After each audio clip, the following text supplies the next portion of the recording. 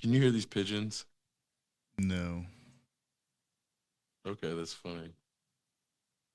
Guys, You gotta be quiet. I gotta.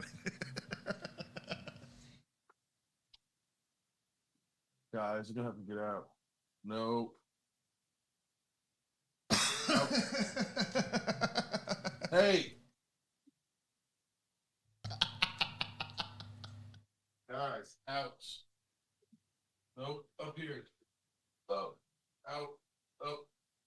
Come on, Harold. You gotta go out. Come on.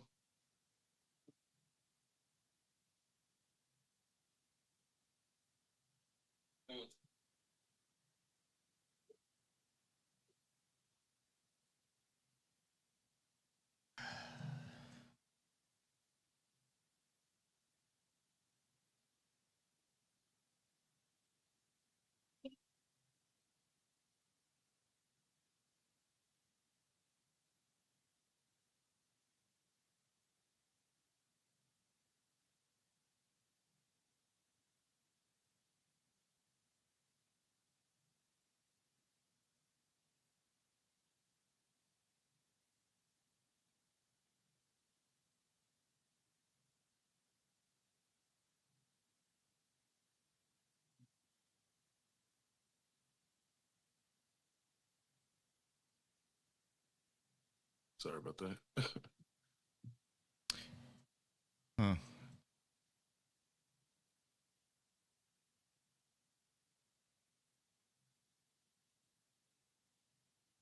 What's up? Interesting. The audio is kind of doing this weird thing, and I'm not sure what's going on.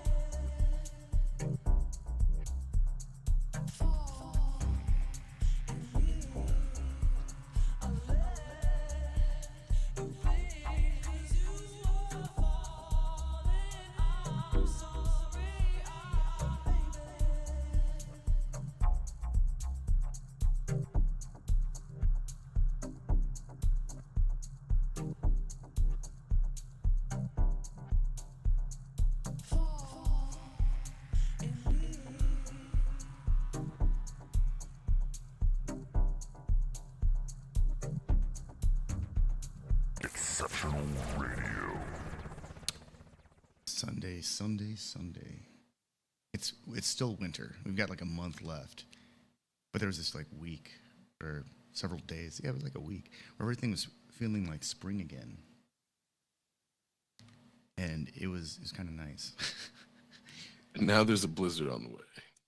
Dude, New York City's gonna get like 2 feet of snow.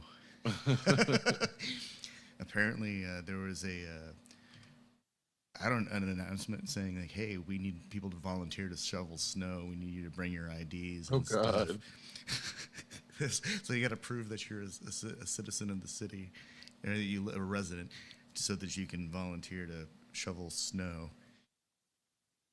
Presumably to find piles of dog shit like under the snow. I shouldn't be laughing. It's like, it sucks. Some of the pictures. No, it's funny. I mean, it is funny, but like some of those pictures are terrible. Like cars that are trapped behind like a 3-foot tall barrier of ice that's probably like anywhere from like a foot to 2 feet thick. Nobody's digging out of that shit. I mean, it's their fault for having a fucking car in New York City. Well, that too, but it's just wild. Like you see these things, like they're basically entombed in ice. Can't even open the doors. Like they can't get into these vehicles. Maybe a minivan might, but probably not. It's like if people didn't have the nerve to have a dog in New York City and also the idiocy to have a car in New York City, most of their problems would be solved straight up, because the traffic is stupid. It's like you're better off just walking everywhere or like taking public transit, just because the traffic is going to hold you up. And then it's like, I don't know why anybody would subject an animal to living in New York City, as if this is what I mean. Money. They've got money. If you lived in the city like downtown, it doesn't matter. But no amount of money fucking grows grass on the street. Like it's like the nicest neighborhoods still have sidewalks and there's streets and there's like not a ton of grass. So it's really like there's not a ton of places to actually walk a dog and actually let it shit or piss that then doesn't end up on the sidewalk somewhere, which is the same shit they have in Chicago. So it's like, yeah, there's fucking shit everywhere in New York. And it's these dog people that don't have dog parks accessible. So it's like, they should be carrying around like a little. Yeah, I mean, bro, come on. Tie that shit. They should, yeah, of course, but this is New York. But that's being This responsible. is New York. Nobody responsible lives in New York. That's already out the window. Like, you're not trying to be responsible if you're living in New York City. That's not what you're there for. So, yeah, they're not going to pick up their... What's funny about that is, like, I mean, I live by a park, and I see need people... New York to spell hedonism now. Detroit people pick up their dog shit when nobody's looking, even during the winter, in a way where I'm like, oh, this is not the same. Like, yeah, there's of course going to be a few people who like are selfish and don't pick up. And then there's like, yeah, there's a couple turds here and there, but nowhere near New York City or Chicago. Like, I know obviously the cities are bigger, but it's just a matter of proportionally Detroit people, if they have a dog, they're going to clean up their dog shit. And it's just, you see people doing it and you're like, oh, it's not difficult. So then when you go to New York or Chicago, it's like, oh, these cities don't have to be this dirty. But the dog people are just fucking too selfish to do their part, is what it ends up being. Holy crap. In New York, the only reason I thought of this is because I have a 0.74 acre plot. That in Manhattan, that could exceed $50 million. That's what I'm like. I've been to New York within the past year or so, or I don't know, it's been a year or two.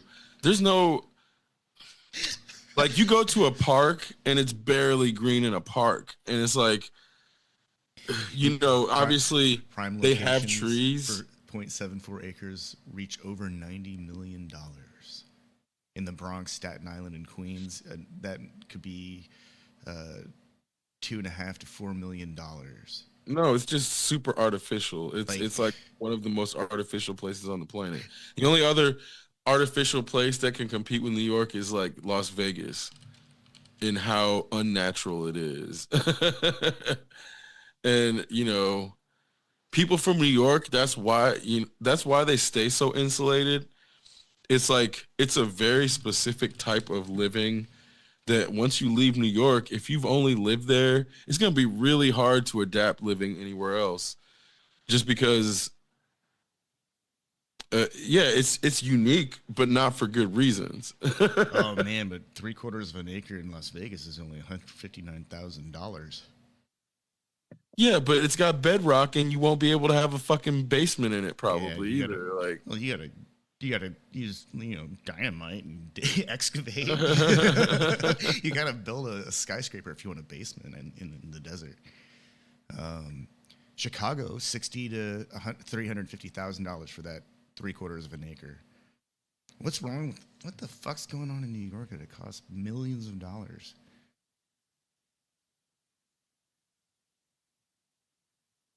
People, have you seen Billionaires Row? No, I find myself relatively insulated from a lot of the internet lately. No, it's not. It's not about the internet. It's about this plot, not plot. It's like an area of land in which basically billionaires from around the world have turned the real estate into an investment. So it's also like there are $100 million penthouses sitting empty because they're never meant to be lived in. And then one of the like a dollhouse neighborhood, basically, but it's also the reason that the prices you just looked up are the reason they are, or are the way they are. So it's artificially inflated to a point that no regular person is going to be able to live anywhere that's like an actual living space. It's like you're either in an overpriced closet or you're living in a would be a private neighborhood, but it's not a pictures of this place. This is like straight out of some really weird. This is like fantasy world type shit. I mean, but it's not in that they're not good buildings. So then you find out the way that they designed it. I don't know if you're familiar with the garbage chutes in New York. Yeah. So the garbage in these buildings hit fucking terminal velocity. So it sounds like thunder when somebody throws out garbage from the upper levels. Like they didn't.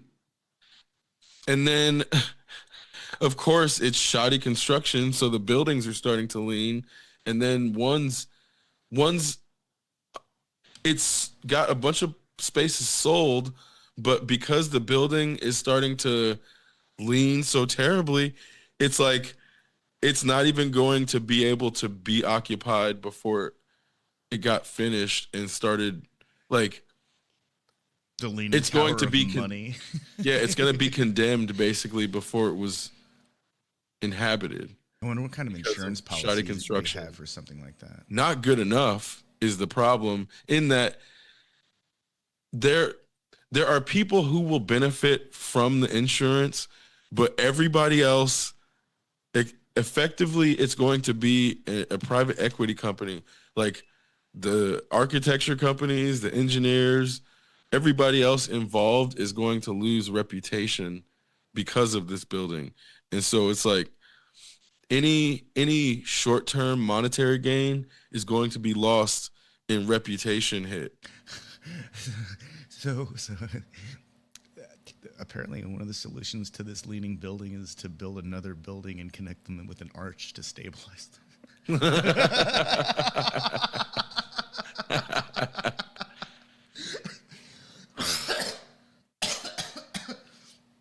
glorified flying buttress, basically. That somebody's gonna live in, apparently, and get charged to be a flying buttress. It's the Skybridge Arch Penthouse. Like, it's the most exclusive place to live. There's nothing below. There's a whole viewing deck that has a glass floor that you can just like peer down over Central Park through the floor. That's some sci-fi shit. That's some straight up science fiction architecture. Let's have an arch and put people in it and let them live there.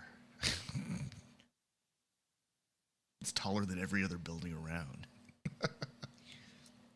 Because we have to have tall buildings. We can't just build buildings that people can actually get out of if something happens. Assholes. Right? That's one of the things that we considered in this building, in that if there's like an actual emergency and you're on the fucking 22nd floor, yeah, you're fucked. Good luck, man. I'm pretty confident you could get out. Oh yeah, I mean we could hop out the window if we really needed to, scale the wall down. I feel pretty confident that you would actually be able to scale down maybe an additional 2 or 3 more floors if something happened. Yeah. Oh yeah. Living on the 4th floor and seeing it every day, it's like, yeah, I wouldn't jump straight. You wouldn't want to. Oh, hell no. But if it was wet, I wouldn't. But if it was dry conditions, oh yeah, like I don't actually think it would be much of a problem. Also, at the fourth floor, it's not unreasonable to have like some kind of coil of rope, right, or something that you can climb down. Something prepared. Maybe it has some big knots every foot or so, or foot and a half, or something. There's always a solution to getting out of a building, but from a reasonable height. Right. If it was like fire out the one side, it's like, yeah, I'm definitely figuring out a way down very quickly through the window. Yeah. It's just not, it's like far enough where I wouldn't just jump because I know I'm gonna at least break something, if not break my neck and die.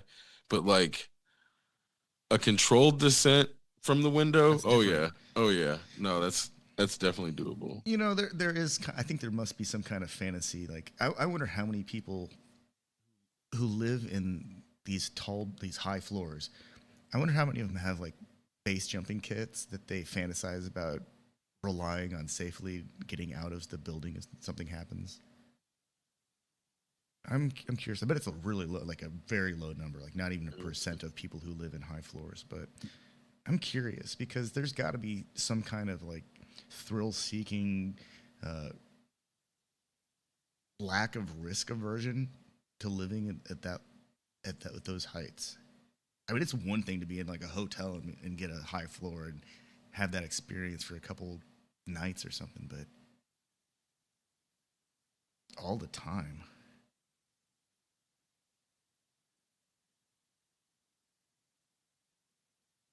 I mean, it's obviously been demonstrated pretty clearly that it's not safer if some really catastrophic shit happens. Like that 8-tower fire in Hong Kong that just roasted the place.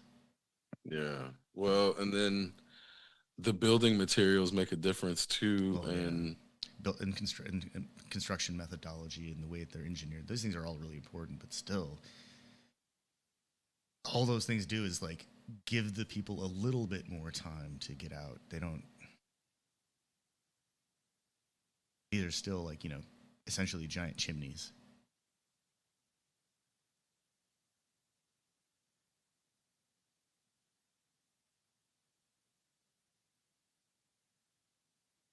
It is cool though to be on top of a building and look around and see the city and that stuff. Yeah, it's a very different feeling than living on ground level or even like the second floor. And also I'm realizing if you live in a valley, fucks with your capacity to like connect with the outer world in a way that like that's partially why Bloomington feels so isolated, but it's not Bloomington specific. It's anytime someone's in a like anytime a city's in a valley and there's no real visual connection to another place. Like it's really crazy because then like I can see Ohio and Canada from my residence in a way where when you realize what you're looking at, it's like, oh shit, like I can see really far relatively, and I'm only on the 4th floor, but like it's not when you live in a valley that you don't even realize that type of visual connection and what it means. Because even if you go to like Indianapolis, you can see, if you go to certain places, you can see Carmel or you can see Zionsville, like, and you can see landmarks in other Indiana cities where you're like, oh shit, I feel connected to that place even though I'm in Indianapolis. It's not, you know, isolated from everything else. Indianapolis is a pancake. Mm-hmm. Very much. If you do have the opportunity to get on any of the tall buildings in Indianapolis, it's like you got a good view of pretty much anything if you can walk around. Mm-hmm.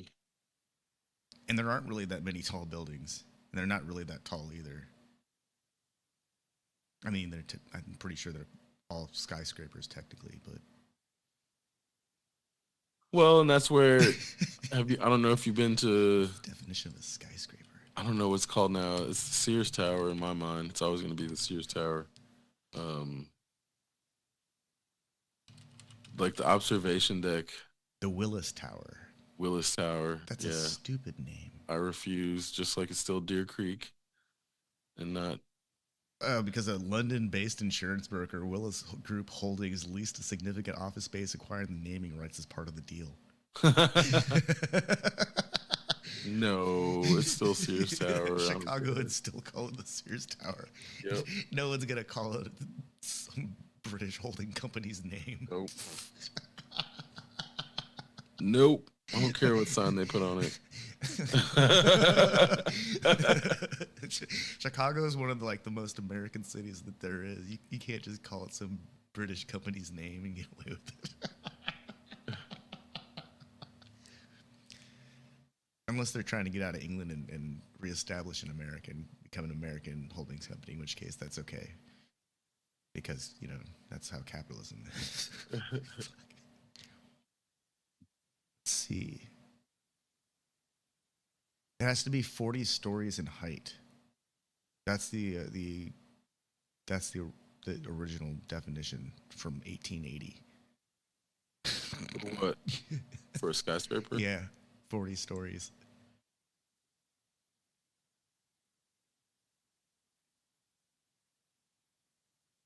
God. Okay, so yeah, over 150 meters.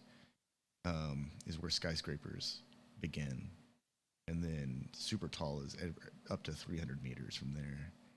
Then mega tall at 600 meters. How does this even, bro? I don't know if you've realized this lately, but we're still at a place where they're not using the 13th floor in buildings. Like I realized it the other day that our apartment complex doesn't have a 13th floor, and I'm like, this country is not serious, man. Like the way they're like afraid of numbers and shit. It's fucking cooked. Is there actually a 13th floor but nobody can get to it? Or is it like either way, there's always a 13th floor, bro. No, as I long know, as there's more than 12, there's always a 13th floor. I know, but does I don't know. I haven't. It doesn't matter. I had that existential thought, but the answer is it doesn't matter because there's always a 13th floor as long as there's more than 12. No No matter if it's labeled or not. With you, like just from a naming convention standpoint, is there just an omitted 13th floor button on in the elevator, and there is a 13th floor that you just can't get to, and there's a 13th floor, but there's no door to access it from the stairwell. It's not like that. It's not like that. It doesn't matter. It doesn't matter. I would have even more questions if there was a 13th floor that didn't have an elevator access point and no door accesses. But when you count it up, you could go there. And, if you knew somebody who lived on the 14th floor, you could get them to flash their lights. And, same thing with the 12th floor. And, determine that, yes, there is a 13th floor, but nobody can get there. Nobody lives there. Nobody knows what's going on. We have to walk up this extra flight of stairs to go from the 12th to the 14th floor. And by proxy, that's the literal definition of then being a space that doesn't matter because it's unusable. Because it's like I recently no, it's like there's an unusable space in Yassi's building because of access points, and it's like, yeah, if people can't get to it, then it's effectively not there. So it's like, it's not because I didn't think about it. It's more so that ultimately, if it's inaccessible, it's unusable, and by proxy, it doesn't actually matter. And it's like, that space is in its... Apparently, the Petronas Tower in Kuala Lumpur is taller than the Sears Tower, but it has a smaller... the Sears Tower has a higher roof line. But the Petronas Tower in Kuala Lumpur just has a taller spire, which is essentially unusable. Well, and that's where they started adding spires to things to beat records. So at one point, let's put a big the Sears Tower was the top tallest. Yeah. Let's just put a bigger obelisk on it. Fuck, that'll yeah. all we gotta do. Spires in the radio towers. If we could put a microwave and a cell phone tower on it, we can say the building's even bigger.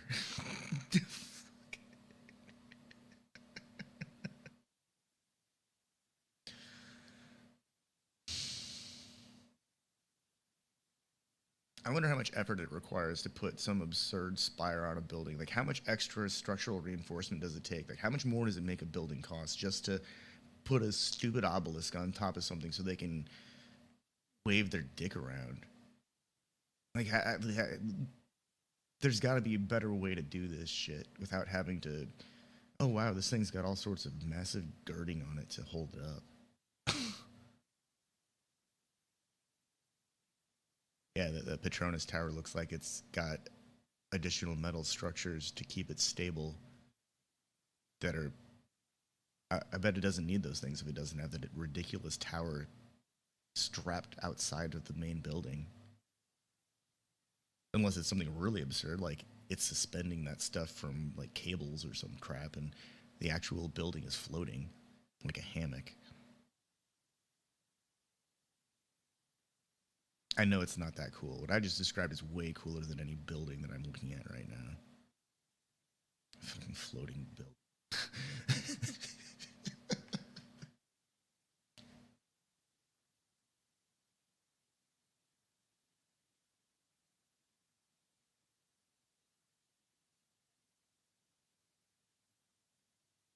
Well, and it's like all of these gigantic spaces then needing occupancy and then becoming a burden on the cities. It's like, yeah, that shit's happening in Detroit. How much energy does it take to all that part? How much water? Just the climate control. Fuck, how much water pressure do they need to get water up to the top of the exactly? Like, how much all of these things to pump air through that thing so that people don't just breathe their own gases all the time. Those windows don't open. They're like gigantic pressurized plates of glass that are strong enough to withstand the actual air pressure in the building. They don't just break like.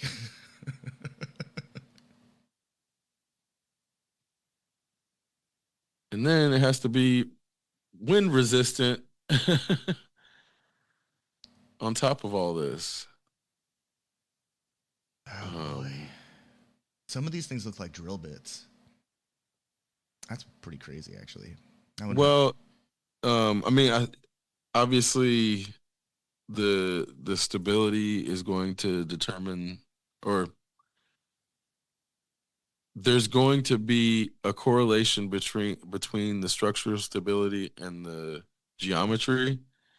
So when you have these straight line box buildings versus the ones that are round and also do have conical and tapered structure, it's like, yeah, one's going to be way more wind resistant and way more stable. And then you see there was like a video of somebody in a, it wasn't the Burj Khalifa, but it was one of the big towers in Dubai, and it was like the wind was blowing and you could hear the building creaking, and it's like it's supposed to do that, but the way that how loud it is when you can hear the building creaking, it's like I could not imagine being at the top of a building in the storm and trying to convince myself that, oh, whatever, how much money they paid was then worth it, because they definitely paid tens of thousands, but then to have to hope and pray that the money is actually went towards engineering to make sure that in this specific case it was going to be okay. It's like all these places are the Titan submersible, but in the sky.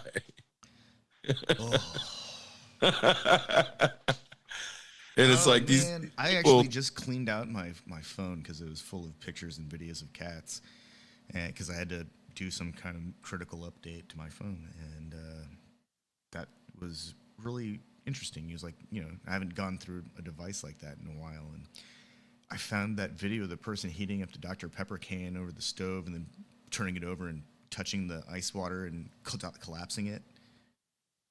I just saw that recently. It was beautiful. It just reminded me of all that. I'm actually kind of, I kind of find it, I'm amused that you mentioned the Titan submersible. I hope nobody, I hope people haven't forgotten that shit happened too. everybody has by now. It's so funny.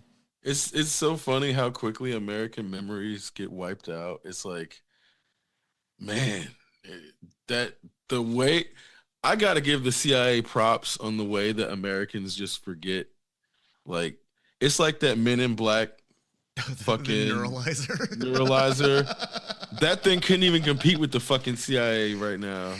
Like, CIA is really on point with their capacity to wipe Americans' memories. I'll give them They that. have the neuralizer, and they run it through our phones and our screens all the time. If you're anywhere near an LCD display that has a minimum of 8 by 8 by 8 bit resolution, you're getting neuralized all the time. It's just a factor of life. We all need to go back to some kind of twisted numeric display that has poor resolution and is fuzzy because it can't rectify like high frequency color. That way they can't program us.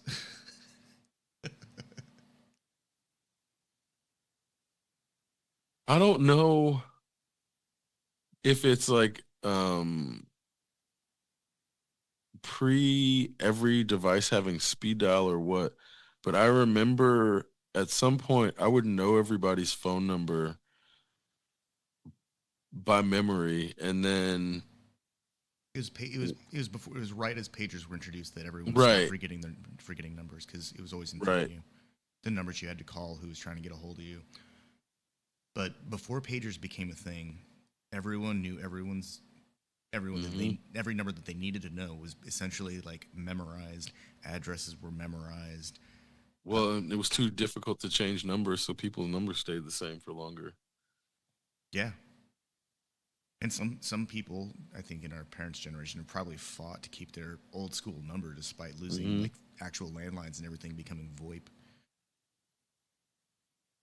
There's like all sorts of premium levels of voice over IP that go beyond like phone communication, where you essentially have to you run specialized hardware in your house and you pay a premium subscription to gain access to a specialized network with extremely high compression so that you can retain like full audio definition, full fidelity, that kind of stuff.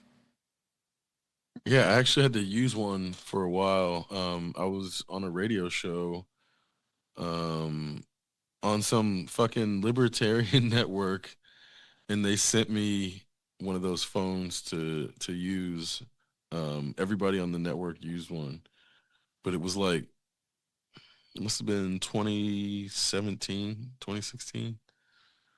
But it was interesting in the early days of VoIP to see what was coming, in that landline was clearly becoming obsolete, but the way people were treating VoIP numbers were like, oh, everybody's gonna see these as scam numbers and scam lines. So there's still gonna be some stigma about VoIP Yeah, where like, well, Rode, like, they make the freaking interface that we rely on. Their like next generation of this device has like connected directly to the internet through Ethernet, and then if you have their premium subscription, you send a like either a website link that points directly back to the device, or like a QR code does the same thing. So they've taken out a lot of the guesswork. You just send somebody an email and they can scan it with their phone. I think that's pretty wild. That's the kind of stuff that makes things very, you know, there's a high degree of confidence if you're getting an email from somebody from an email address that's trustworthy. That's pretty cool stuff. And then they have the promise of high fidelity and that kind of thing, and very extreme low latency. but then people started using FaceTime and Skype. So Yeah, it's like that overlap of technological advance. Um, it was weird because I remember FaceTime rolling out in Turkey first before it came to America. And it was just more so older Americans just weren't grasping why someone would want to actually FaceTime. It wasn't that the technology didn't exist. They didn't get it. And so it was like, I think VoIP was the transitional technology to get people using yeah. computers as communication devices. I But mean, then it I happened remember so seeing an fast. attempt at video phones, like running on landline, and that stuff was terrible. It had horrible, just horrible video quality, and a really small frame of view too, like, or the field of view. And I think that there's a lot of there might have been a lot of trepidation about this kind of technology, because some people may have tried it before in a version that was not even in like infancy state, like still a twinkle in the developer's eye kind of thing, but somehow made it to a production level. I mean, with the things that exist now that didn't exist like in the 90s, even fuck in the early 2000s. I just finished watching all of Silicon Valley again, and it was funny because right as I get to the episode where Guilfoyle unleashes his AI, I see this thing about Amazon unleashing their AI and causing a 13-hour blackout on AWS, which is essentially the same thing that happened in this show like 3 years prior. Yes. And I'm reading about it as this episode is like playing on the second display. It's like, what the fuck? So if the prophecy of Silicon Valley is correct, then Amazon has already bought some big competitor in the data compression space, and somebody else is gonna foolishly plug their AI into it and create a super computer, and they're gonna have to shut it down. And fuck, that show is so fun. Like everything about it was so clever. You could tell Mike Judge had immersed himself, I don't know if intentionally or not, and it was like clear he knew where all this was going because all these people are the same. Man, I think he might have been Big Eddie. I don't know, man. Mike Judge is pretty smart. That guy's like, or observant. I'm not sure. I've never actually like watched him give an interview Well, or talk or anything. I just watched his. oh, so you haven't? Oh my God! So if you not, you don't know what happened with fucking idiocy then, or Idiocracy. or idiocracy. Sorry. Um, I mean, when he I've seen Idiocracy. I've just never heard the man no, actually speak. I've never heard his voice. this is what I'm trying to tell you. So whenever he wrote idiocracy and they were testing it, it was meant to be. It's obvious to you. It was meant to be satirical. So this is, he knows this, and when he's releasing it to the screener, he's watching the people react and realizing that they are laughing at all of the wrong things, and he's like, "Oh no, What have I done? oh no, no, not what have I done? Like, where are we going?" Because he's realizing that our culture is there. on the path to what he is supposed to, like, supposedly satirizing, and he's like in real time realizing that, like, people aren't, not only are people not getting the right thing, but he's too on the pulse in a way that he didn't even realize he was on the pulse. And so, like, knowing that that's what happened with Idiocracy and fucking the way he accidentally prophesied it, it was like clear that shit happened with Silicon Valley. And I think he resigned himself at some point to realizing he had that force, like that power of foresight, and was just gonna let himself do it, like, and see where it went. Because then by the time he basically predicted Firefest, and he basically predicted like that era of the tech bro, I want to say 3 to 4 years before it actually happened in real life. But then in the process, half of the tech problems he was like doing on the show became real because of crypto, and then the same shit was happening in AI. So it was like, I think by virtue of him allowing himself to do, he had no creative limitations at that point. It wasn't about money. It wasn't about censorship. There's nothing basically limiting his, except for TJ Miller being a dickhead, and then he wrote him out the show. And so it's like there was literally nothing limiting Mike Judge, and all that shit damn near came true.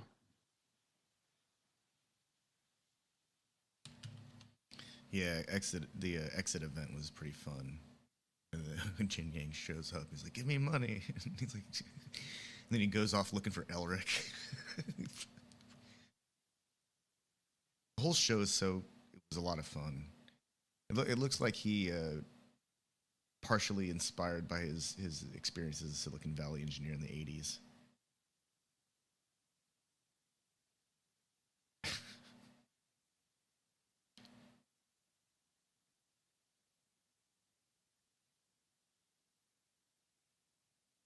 Well, that makes sense, because when you realize that they're basically running the same grifts. Yeah.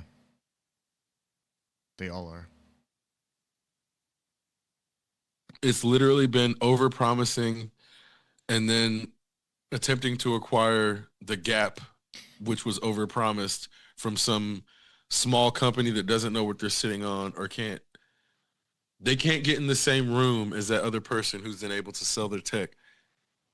And then they under buy that part and then over sell it to the other side, and rinse and repeat. And that same grift has been happening basically since fucking IBM and Apple started their little stupid fucking competition in the first place. Well, the one of the things that I found really interesting was that at the point when Jared leaves the team, it's not. He's like pretending it's because he wants to work with this person that he feels really inspired by, but really it's because the Pied Piper team has become all the things that they didn't want to be, and they just don't realize it. Like I think they try to have this like kind of micro redemption arc in the last season, but at that point, you know, they bought Hooli. they've literally become the thing that they were against. But that was also like that's part of the tragedy that you're supposed to realize. They were never going to be anything but that. Yeah. That's always what they were going to be, no matter what. And so this is like, that's why it's an interesting story, because like you kind of want to root for them because they're the underdogs, but the underdogs eventually become the big dog that they would have been rejecting in the beginning of the story. Yep. So they became the monster that they sought to destroy or dismantle. They just replaced it with themselves. Yep. It's one of those weird cautionary tales too, because we don't get that as often as I think we don't see that as often now in stories, because villains are more nuanced than they were like in the 80s. I mean, it's fucking Beowulf. It's fucking it's Othello. There's like all of that in there. There's Hamlet, all of it. It's all in there, but it's more so like the problem with that story is there are perpetually people that either don't get it or they don't care and are like, oh, this story is actually about me. And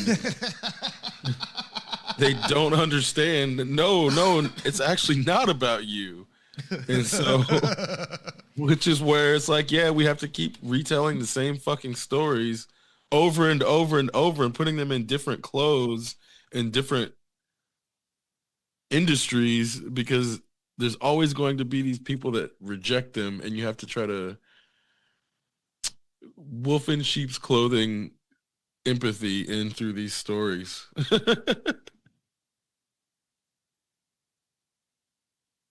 Because then I think you also kind of have to shoehorn empathy into the IT industry too.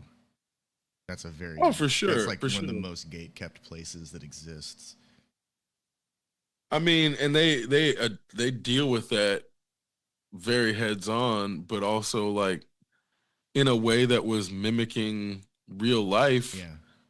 And it's like, yeah, all that shit was just for the shareholders. They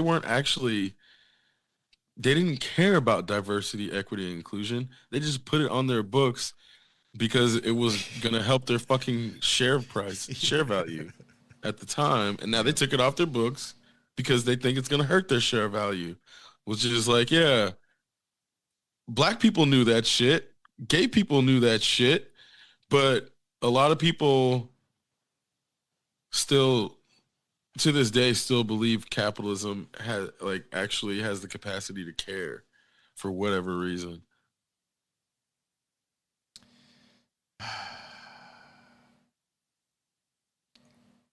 I mean, if faces could be represented by numbers, I mean, in a real way, individuals could be represented by numbers in a meaningful way, but they really can't. Well, it's funny you should say that, in that my channel is coming up on 1,000 subscribers, and I'm like, that's not even, it's a lot, but it's also not. And the way that then it starts to reduce individuals into numbers in abstract forms, and then like I'm aware of it so I can overcome it and resist it, but the notion of like anytime it's more than one, it starts to become difficult to think of those people as individuals, so you start to lump them together, and then suddenly it's like the people who are in the millions and have millions of subscribers and followers, I'm sure a few of them are able to stay grounded and like not start to lose the notion of individuality in their audience. But the way that it's even presented, it's like you're generally not going to see the people who subscribe to you. Like, you're not going to see their faces. So they're just literally a number. And then in that, it starts to reduce it to a way where the person who has millions of subscribers they, I'm sure, start to think that plenty of those millions of people are living their lives for the person that is being subscribed to. And a lot of them actually are, in ways that then make it even more confusing, because then you're like, just imagine you're some like 20-year-old kid and you have millions of subscribers, and somebody, people are like making art of you and making drawings of you, and your brain isn't even fully developed There's yet. some Truman Like, Show level shit right there. right.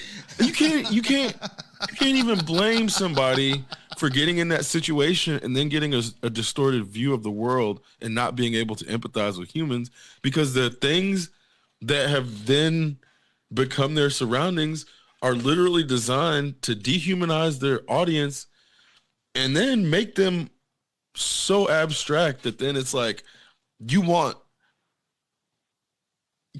more and more followers, because the abstract audience now has become this monster that needs to keep growing, and it's never going to be enough. And it's like that, the way that like the medium has them chasing followers, like, oh, if they hit 50 million, now they got to hit 100 million. Like, if they hit 100 million, now they got to hit 500, whatever, So, whatever. It's like every time they hit a goal, they have to keep upping the ante, and obviously it's unsustainable. So there are 60 to 70 million channels that have 1 million or more subscribers, and then there are 2,164 to 2,900 channels that have 10 million or more subscribers. There are only 43 to 53 channels with 50 plus million subscribers, and I'm assuming that fluctuates between 49,999,900 and just over 50 million regularly. But there's only 10 channels that have over 100 million subscribers, like Mr. Beast, T-Series, Coco Melon. Those are the ones indicated by the AI overview. That's not a lot. That's like, I actually expected there to be more than 10 channels, but I guess that's actually a pretty serious feat. I doubt they're seeing 10 or 100 million. Are they getting 100 million views on their content though, on each one though? Oh, no way. It's, they must, the issue is nobody gets 100% of their subscriber count on their views, but then it's like you actually don't want Oh yeah, the viewership. You want it to be new viewers. as of 2 days your ago, Mr. account. Beast has 468 million subscribers globally. That's insane. Like, that's more than the population of the United States and Canada and probably Mexico combined. Right. And then once you realize that some of these people do have follower counts bigger than some of the biggest nations on the planet, that's when it starts to become a reality of like, yeah, he's not looking at his audience like individuals. The way they're the Beast Nation, it's like that's how he ends up starting a fucking cult, basically. Like his the town he built for the people that work for him, it's definitely a cult, but it's one of the cults, the types of cults that capitalism protects, because it's a capitalist cult.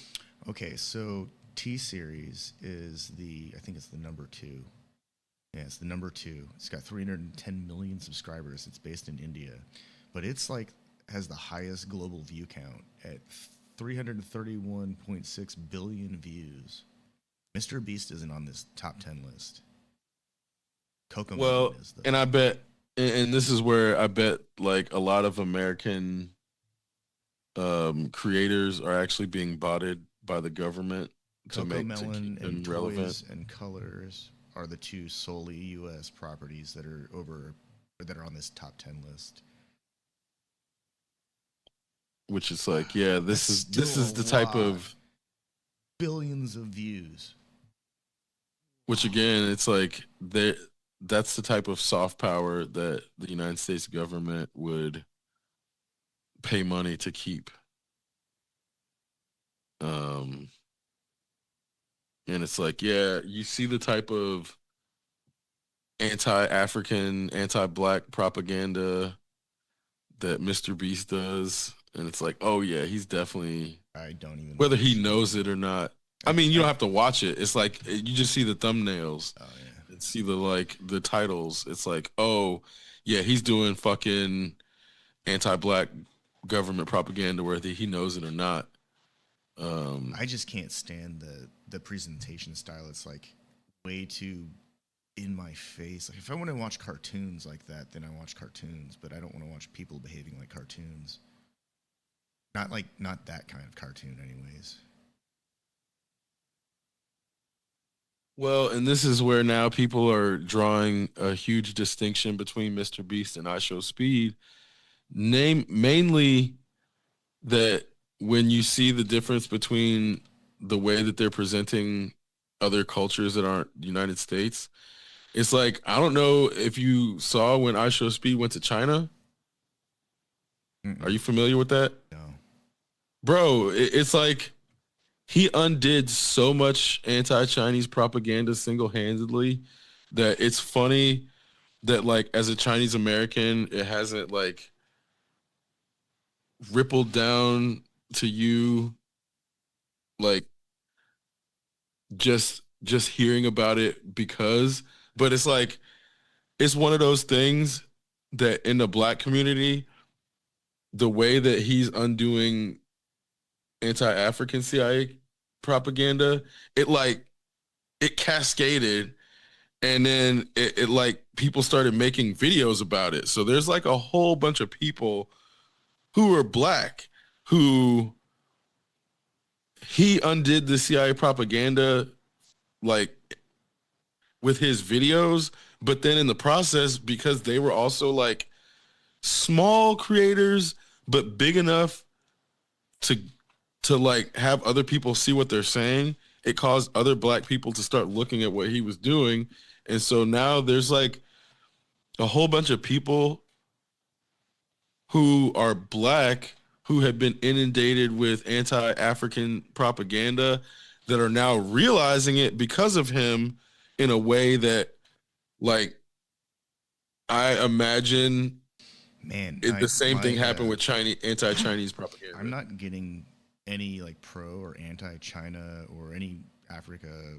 Fuck, I'm not even getting any like Europe propaganda at this point. All I'm getting is like angry liberal people and angry conservative people. And then if it's not those things, it's almost exclusively guitars or NASA related stuff.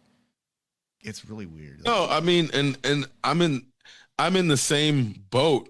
More so, I was following I Show Speed before he did his Africa tour, and so by proxy, I ended up getting the supplemental content in my feed and started seeing how it was happening. And so also, like, I'm interested in these types of things. So it's like, if you're not seeking out like Al Jazeera news or I'm looking back through his video logs, and like there's this huge section of NBA 2K like going back, it looks like over a year. But he's also pro-Palestine, so it's like you see like the way he's using his platform, he's not getting in American politics, but he's getting in global politics where it's important enough for somebody to say something about it if they have a platform. But then it's like the way, I don't know if you know who Aiden Ross is. No. But the way Aiden Ross, he like basically brought the Trump campaign on during the election and was like endearing him to 18-year-olds and like young voters and potential new voters. So it's like every streamer who has an audience doesn't use it correctly, and they don't use their influence always in positive manners. And so Aiden Ross also, he pushes gambling on his audience, and it's the same with like, this is the reason like Jake Paul and fucking Drake and all these other people are so despicable is because they have these kid audiences and then they push gambling on them. So it's not just like, this is where I'm like, I've been studying these people, not just because The Voice. Yeah, it's like, I definitely wouldn't have that guy on my radar. Like I think I've got like some kind of weird mental block. Whenever I see The Voice, it's just like, oh, kind of turn that off. but it's also like I need to understand, like my nephew is gonna turn 3 this year. It's like I need to understand what these influencers are out here doing. And it's like I can't have my nephew watching some manosphere bullshit that's masquerading as Coco Melon. You know what I'm saying? Or like conversely, but here's the thing, conversely, he's watching Miss Rachel and Miss Rachel's out there pro-Palestine. So it's like, yeah, I know the politics of the shit that my nephew's watching, and I'm gonna stay on top of it because my sister can't monitor everything. But then it's also like, if more people were aware of the politics of the shit that is going on around them, then they wouldn't be getting manipulated as easily either. And it's like, I'm to a fault, I will look into people's politics before I consume some shit, just because I'm like, I don't want to end up accidentally consuming some fucking white supremacist shit. Because then, have you heard of Comics Explain? Maybe. It's this dude Rob. He's this mixed race. Oh yeah, black dude who does comic explainers. I've watched some of his videos. A while back, I had been following him on Twitter. I don't like and he started saying some super sus shit about Angel Reese. Like whenever Caitlin Clark and Angel Reese got in the spotlight, and basically people were making their anti-blackness known by supporting Caitlin Clark and then hating on Angel Reese. And the way that they were doing it was like, oh, you just don't like black people. I see what it is. And he came out and said some real fucked up shit about Angel Reese. And I'm like, oh, I guess I can't follow this dude anymore. Well, lo and behold, months later, other people start to find out. And now it's like this big conversation in the comic book space, because it's like, yeah, you can't be a black person in the comic book space and be anti-black forever. Like, no, that shit ain't gonna work. Eventually the walls will come crumbling down, and it's funny to see that now. So that's where I'm like, I stay abreast of a lot of things just to understand what's happening in the zeitgeist, because it's like, it's chaotic and there's no real order to it, but there's patterns that emerge. And so this is where I'm also like, I see in the American patterns, there's like, we're in this tidal wave of, we're at the very end of the white supremacist allowance, and it's starting to recede, and you see it in Europe, and you see it, it's like moving west. And it's like America is going to get, there's a reckoning that hadn't really come, that now the United States is a global pariah. White supremacy is not working anywhere. And it's like, this shit is unsustainable. So it's like watching the way that, again, it's the difference between Mr. Beast and I Show Speed, and how they're presenting China, and how they're presenting Africa, and how they're presenting other countries and other continents. It's like, oh, the CIA is losing. They're losing. They can't stay afloat forever. Like all empires eventually come to an end. Even the really interesting ones. Absolute facts.